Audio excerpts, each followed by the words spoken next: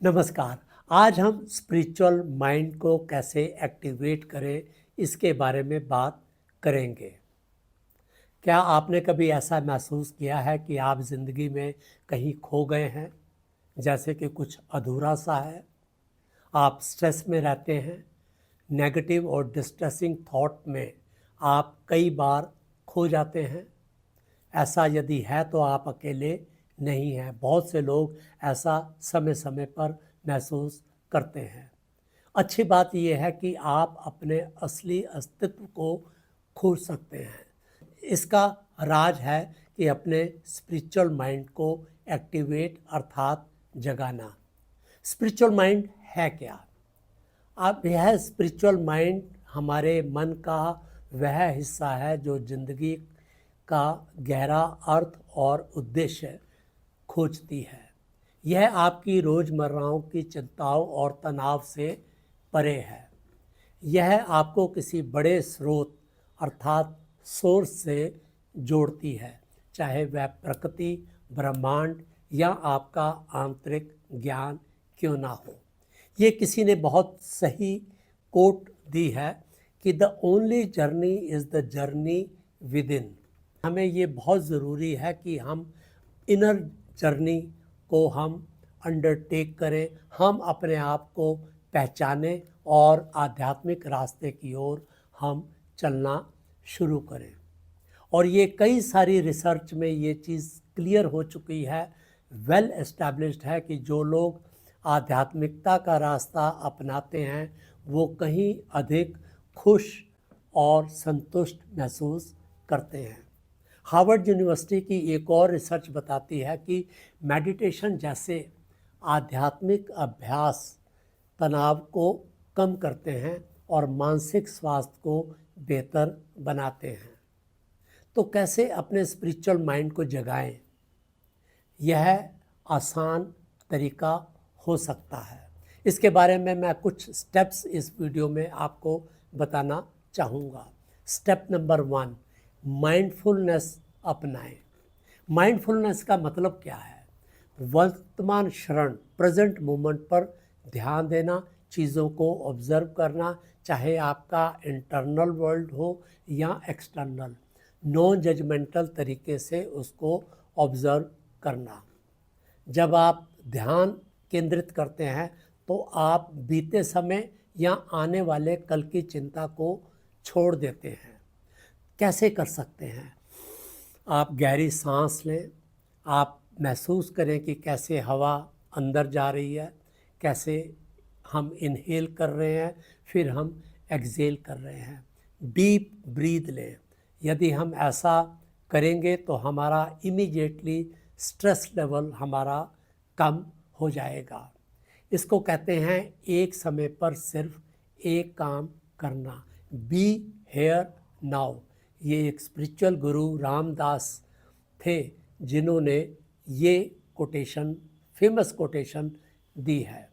Mindfulness आपके मन को साफ करता है, आपको अपने आंतरिक आत्म से जोड़ता है।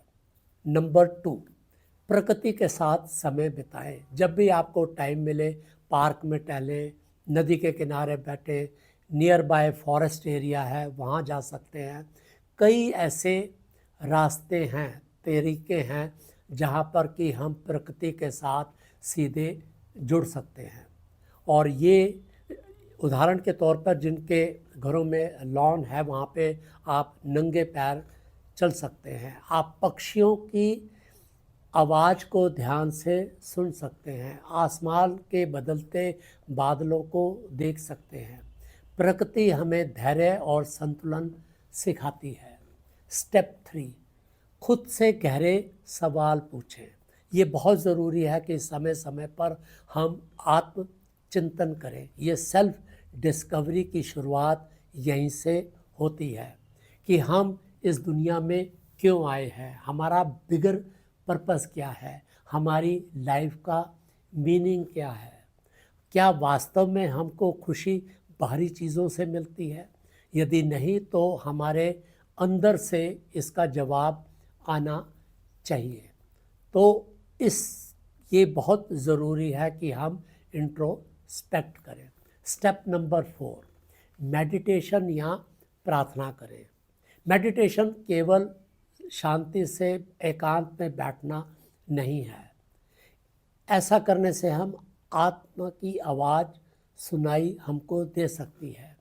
प्रार्थना एक बहुत माध्यम है और करोड़ों लोग समय समय पर सुबह शाम जब भी उन्हें समय मिलता है वो प्रार्थना करते हैं, और ये इस माध्यम से हम उच्च शक्ति के साथ जुड़ जाते हैं। तो ये अत्यंत अनिवार्य है कि हम मेडिटेशन करें।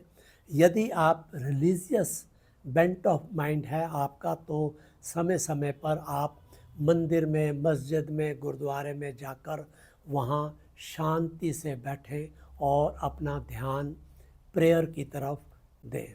यदि कुछ मिनट हम रोज़ या मेडिटेशन में या प्रेयर में लगाते हैं तो मुझे लगता है कि इससे हमारा जो स्पिरिचुअल माइंड है उसको हम बहुत जल्दी एक्टिवेट कर सकते हैं। स्टेप नंबर 5, नए अनुभवों के लिए खुले रहें। We should be open to new experiences. क्योंकि होता ये है कि हम अक्सर अपने कंफर्ट जोन में चले जाते हैं, बाहर नहीं निकलते। यदि हम नए नए एक्सपीरियंसेस को हम गेन करेंगे तो भी ये एक किस्म से माइंडफुलनेस है और हमारे अंदर के स्पिरिचुअल माइंड को वो जागृत करेगा।